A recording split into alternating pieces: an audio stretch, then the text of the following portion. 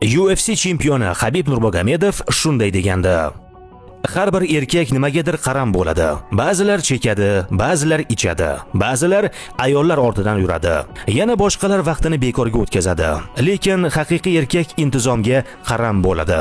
Intizom bu erta turish, ibodat, mashq va sukunat. Unga motivatsiya kerak emas, chunki intizom his-tuyg'usiz ham harakat qiladi. U men baribir boraman deydi. Charchaganingda ham, yolg'iz qolganingda ham intizom seni harakatda ushlab turadi. Eng yaxshi qaramlik bu intizom. U kuchli hayot quradi. Tinchlik istasang, intizom seni himoya qiladi. Hurmat istasang, intizom uni olib keladi. Hech qanday qisqa yo'l yo'q, faqat mehnat. Bahona qiladigan emas, nazorat qiladigan erkak bo'l. Yig'lama, birovlarni ayblama. Agar yaxshi hayot xohlasang, yaxshi odatlardan boshla. Har kuni intizomli bo'l, toki intizom sening o'zingga aylanguncha. Siz intizomlimisiz? Fikrlaringizni izohlarda yozib qoldiring. Like bosishni va sahifamizga obuna bo'lishni unutmang.